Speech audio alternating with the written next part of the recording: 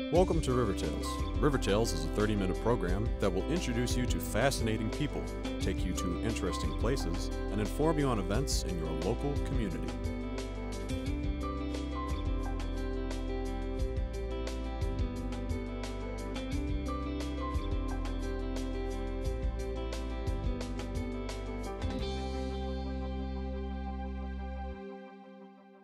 River Tales is brought to you by Southeast Health. On this edition of River Tales, handmade sweetness is the motto of Lisa Huckstep's boutique company, Tri-Bec Creations. Lauries is a unique antique store that seems to have something for everyone. If you're from the region, all we need to say is the home of throwed rolls, and you know where we're going for this story. Students of Southeast Missouri State reflect on the legacy of Martin Luther King Jr., and we take a quick look at the River Heritage Museum in Cape Girardeau. Stay tuned to River Tales. The meaning of neurosurgery. Precision surgery performed on the brain, spinal cord, or nervous system. But what does it mean to you? When you're a patient at Southeast Health, it means you'll receive expert neurosurgical care that is confident, compassionate, and proven. Our experienced neurosurgeons and pain management specialists work together to relieve your neck and back pain and improve your quality of life. Southeast Health. The difference is how you're treated. When I found out I had cancer, I was scared, not only for my own life, but for what would happen to my family. The staff at Southeast became family and friends to me and to David and to our children. They're heroes that no one sees unless you're there. You almost feel the warmth wrap around you when you walk in. To me, my family is the most important thing, and the fact that the Southeast Cancer Center treated me like family and treated my family like their own made all the difference. Lisa Huckstep is the owner and designer of Tri-Bec Creations.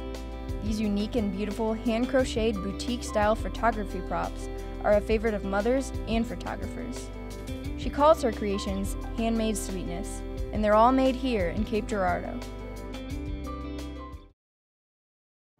My name's Lisa Huckstep, and I own Tri-Bec Creations, which is a handmade photography prop and baby hat business. It started basically when my kids were born. I was just kind of browsing the internet for baby things, and I was seeing all these cute little hats, and it kind of came back to me how I used to crochet when I was a little girl and had not done it in years.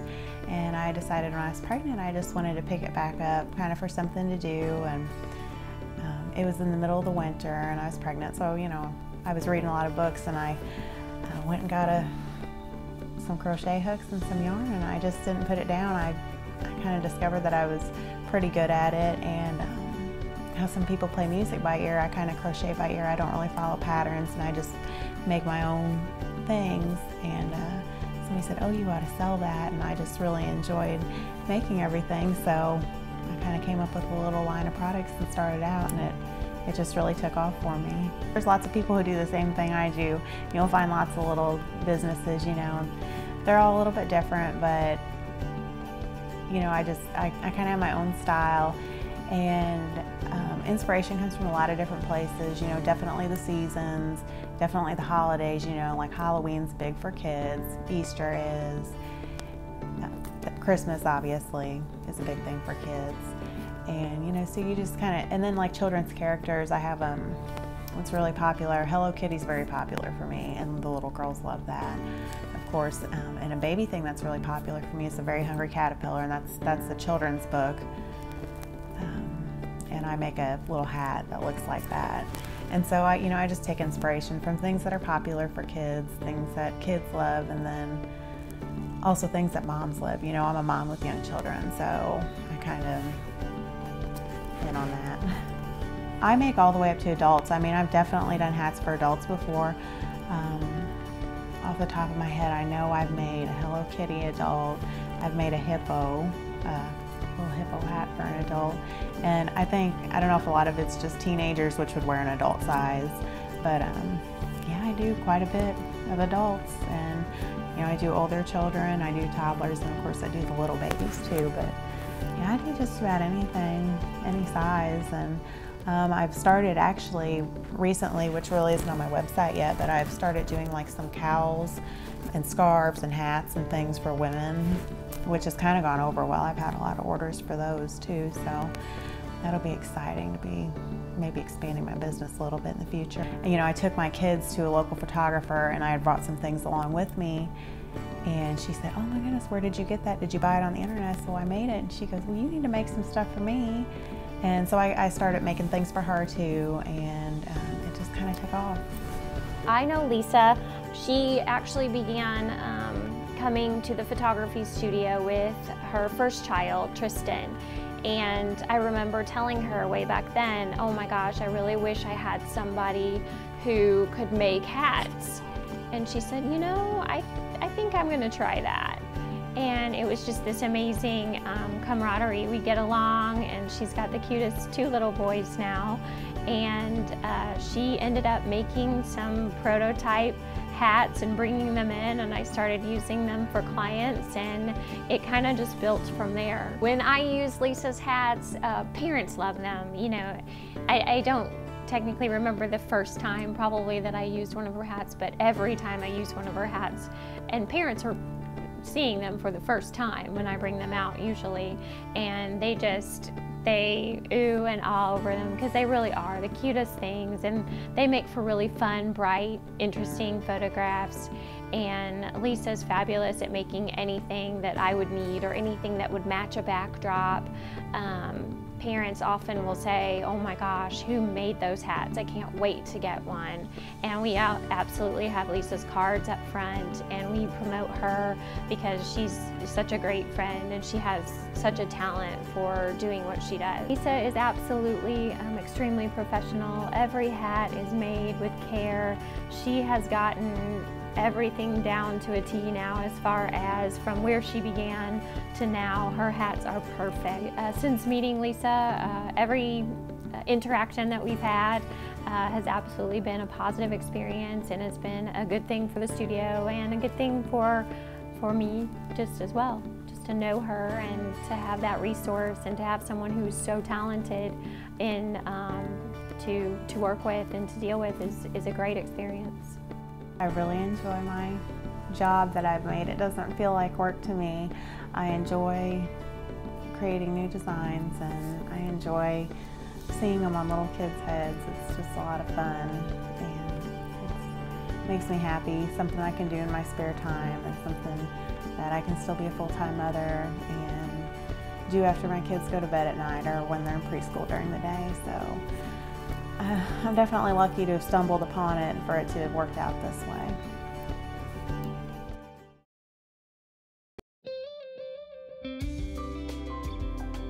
Lauries of Cape Girardeau has a reputation for their unique pieces, a flair for great design, and all at a wonderful price.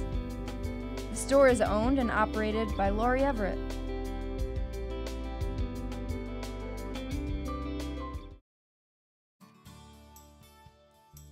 My name is Laurie Everett, and I own Lauries Antiques. I've always loved antiques. Just kind of runs in my blood. As a young child, I would go to auctions and estate sales with my mom and grandmother and other antique shops, so it's always been an interest for me. Before it was just a hobby, but now I've turned it into an actual profession. The business has been here for 15 years, but I purchased the building and the business about 7 years ago. It was an antique shop prior to me owning it, so I took over ownership and made some changes. Our store carries just about every type of item you can possibly imagine. Anything and everything under the sun and the kitchen sink. But mostly our emphasis is more on retro vintage items, things from the 50s, 60s, and 70s. It's just an eclectic mix of items from yesteryears. I think all the shops in Cape are a little different, and I think our shop is geared more towards that era of things, the retro vintage, things from the 50s and 60s. That's one of our specialties. The records, we have a lot of people that come in looking for records, and I think people just like to explore the building, because there's lots of little nooks and crannies and rooms, and I think it's interesting for people to just kind of explore.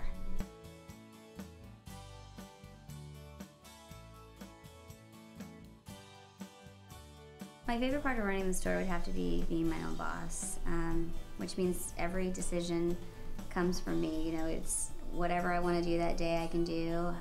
It's also nice living above my store, so if I want to work at night, I can.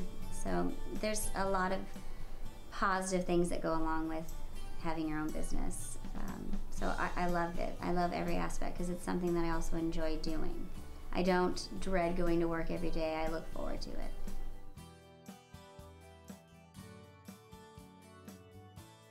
The most interesting aspect would be the current trends in antiques and how everything always kind of circles around. When I got in this business 10 years ago or more, Victorian, true old antiques really was what was popular at the time. And for me, I've always had an eye more for the retro. So now the retro vintage is what's really popular. So it'll be interesting to see 10 years from now what people are looking for then.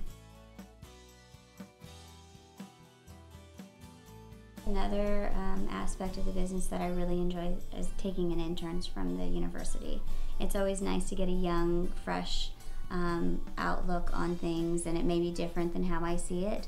And I think that also helps us to be geared towards that generation because they know what they're looking for and what they're interested in. So I really like working with the university on that.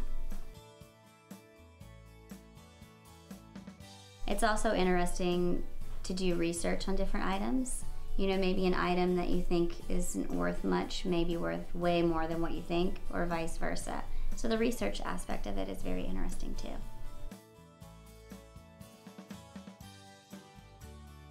I do go to auctions, I go to estate sales. I also have some dealers in the shop that rent a space and they sell their items within that space. And then I also take things in on consignment, which means I sell them for people and take a commission.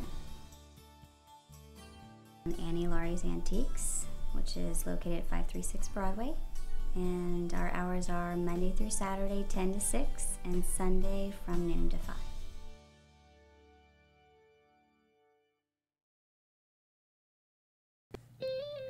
People who visit Lamberts Cafe for the first time are invariably amazed at their generous portions served on each order. These generous servings, along with throwed rolls, have satisfied many thousands of guests. Now in their 70th year of operation, Lamberts Cafe is country cooking at its best.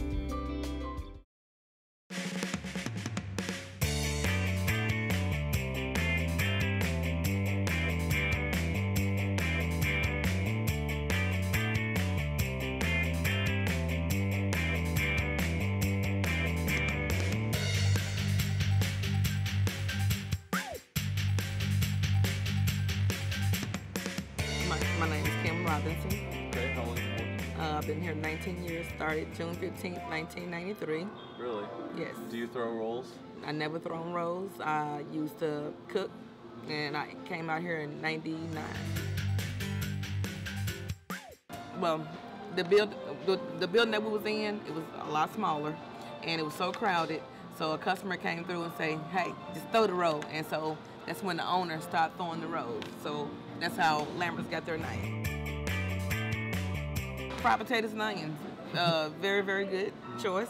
We have a lot of people come from everywhere just to get the fried potatoes and onions and to see the rolls being thrown.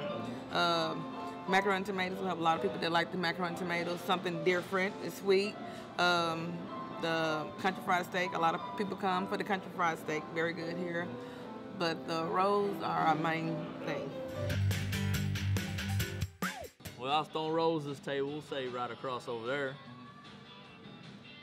So I threw a roll, and there's probably this 90-year-old lady just snagged it out of the air, just come from nowhere. I thought that one was pretty funny.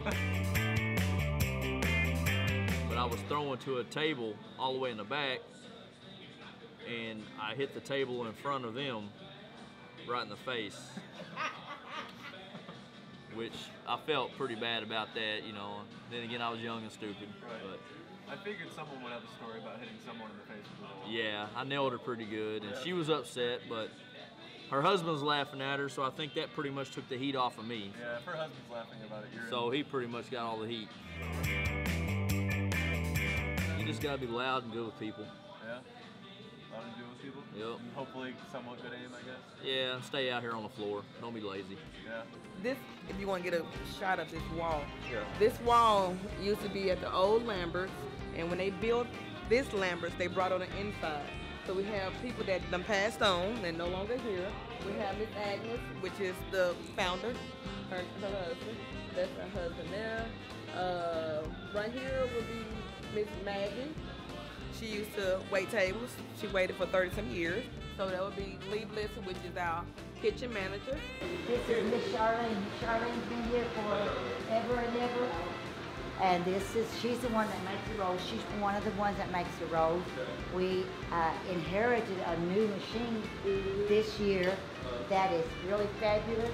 We can make 4 batches. 4 batches. We do 4D at one time.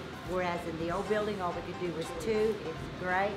I am not a roll person maker, so they asked me for a little help here. This is our center section. This is where everything is put together. We have our fry guy, our grill and charbroil guy, our chicken man.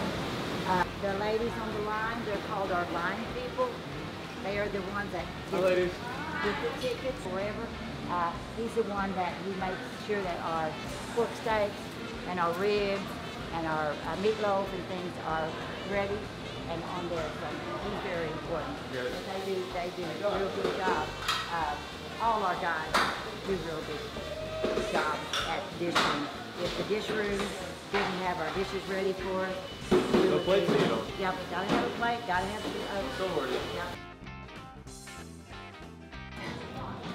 We just have good people that work here. We work for the best people. They're the best people I've ever worked for. And the people that work here are fun-loving people. And you know, they don't care as long as you get your job done. Kid around, play around. It's a casual atmosphere, but it's a serious place. You know, we don't want any bad comments or anything on the restaurant, but you know, if you're happy, you deliver happiness to your people. Yeah, serve them joy, right with the food they're eating. Right. Serve them joy. We drove from St. Louis to Memphis and stopped here on our way home. It's great home-cooked food. So the catfish was great here. Catfish? Yeah. Yeah? The rolls too? The rolls are outstanding. But it was good though? Oh yeah, it was definitely good food. Food was excellent. Okay? Yeah. Food was good? Food was What'd good. you guys get? Chicken and dumplings. Chicken dumplings? Yep. It was good? Very good. Did you have any rolls thrown to you? Yep, sure did. You caught them, right? Ate them all. Absolutely, and ate them all. All right. Okay. Thank you very much.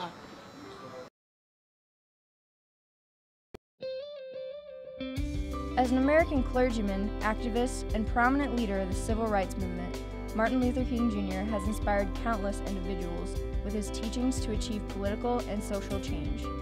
Students at Southeast Missouri State reflect on the legacy of Dr. King.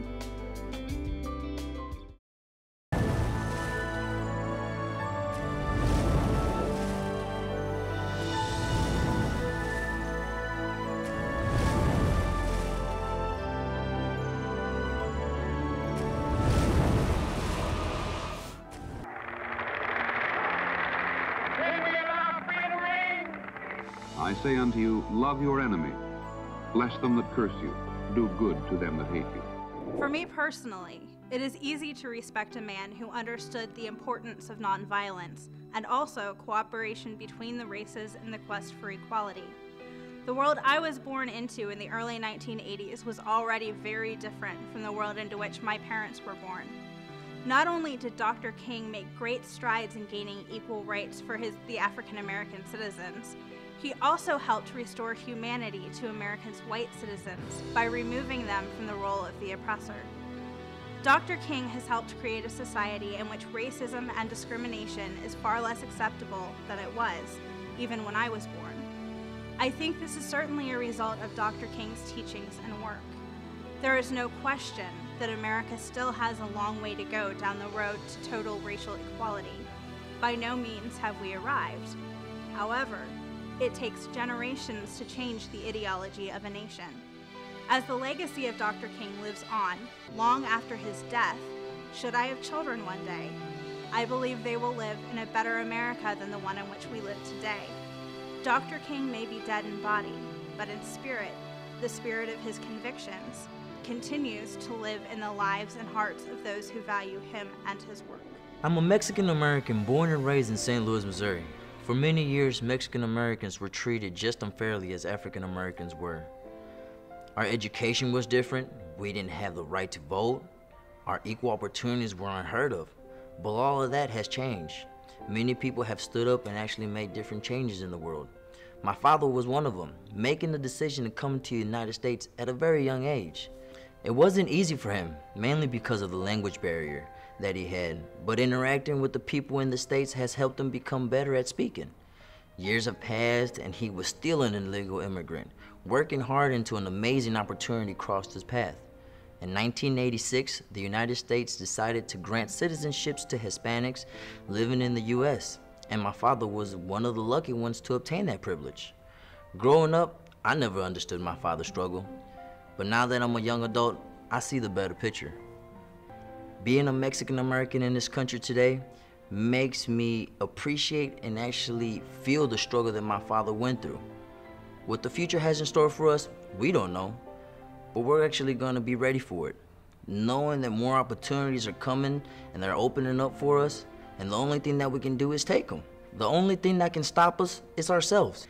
Challenges in life can break us. We are human and we're not perfect, but they can't kill us. They can only make us strong. Both of my parents are educators, and they continue to teach me the value of education, hard work, and dedication. My dad is old enough to remember when his school was first segregated. He was in the 2nd grade. He said he remembers how angry the people were back then, and how people said that he would never amount to anything because of the color of his skin.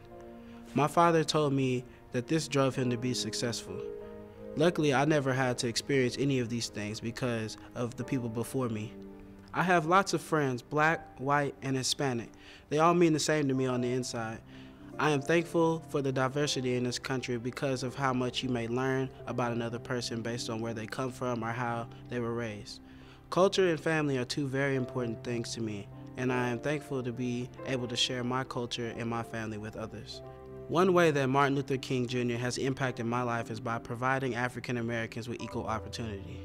Without his efforts, I would not be able to attend a four-year university and play football.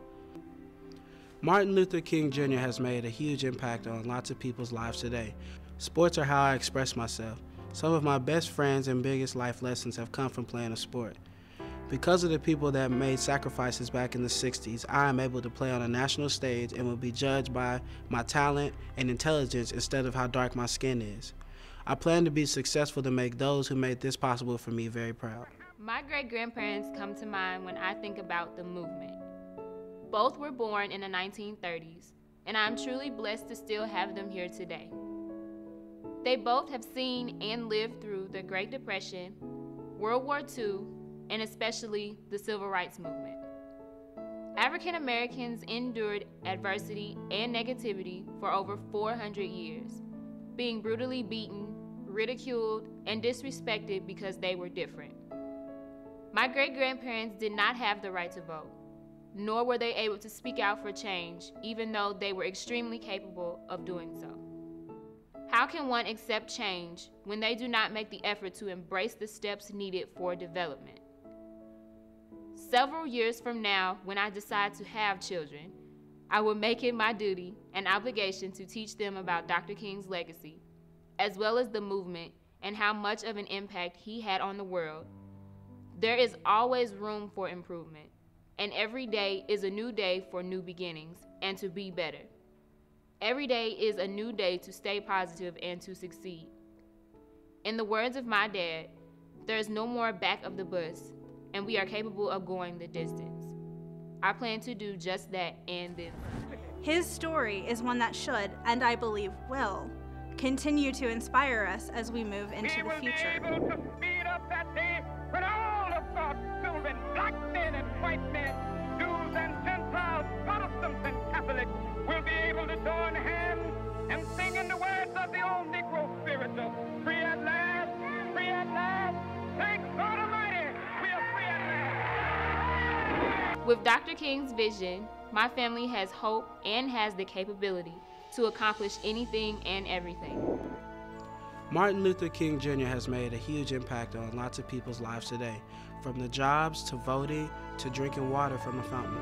This note was the promise that all men, yes, black men as well as white men, would be guaranteed the unalienable rights of life, liberty, and the pursuit of Thus, the lesson is to honor and recognize that the process of struggle is itself of great value and significance, and never be discouraged from continuing by the lack of obvious success, for the journey is indeed the goal as we journey into a next millennium.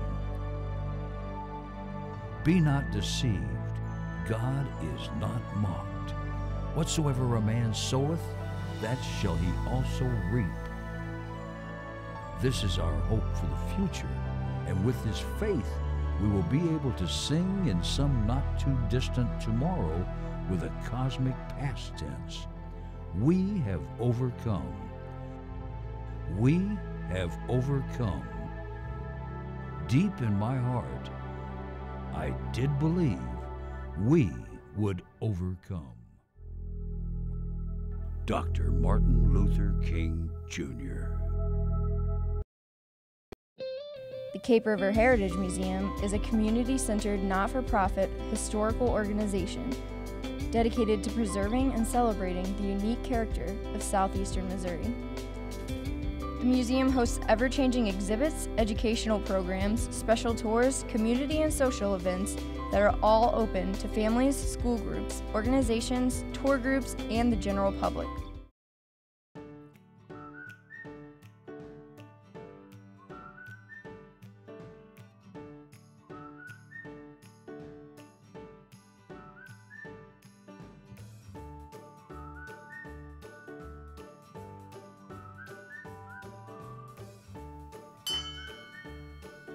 My name is Bonnie Stepanoff. I'm a volunteer here at the Cape River Heritage Museum. The museum is open from mid-March through mid-December every year. It's open on Thursday, Friday, and Saturday afternoons from noon to 4. The museum is located at 538 Independence Street at the corner of Frederick and Independence Streets in Cape Girardeau. This building that the museum is housed in was built in 1908, and it housed our first professional fire company in Cape Girardeau, so it was Fire Station number 1. The museum publishes the Heartland Heritage Anthology. Anyone may submit material to the anthology, so we encourage poets, essayists, humorists, artists, and photographers to contribute. And the only real limitation we have on content is that the piece that they write has to have a direct connection to this region. The museum has a very large collection of photographs of steamboats, barges, and radar equipment from boats. We are very happy to host school groups, especially 4th grade classes that are studying Missouri history. We have scout groups that come. We've had the Red Hat Society several times, and sometimes we have family groups that are having family reunions. Everything here basically was donated, and all the work is done by volunteers. So we've been in operation since 1981. We've had a good long run, and we plan to be around for a lot longer.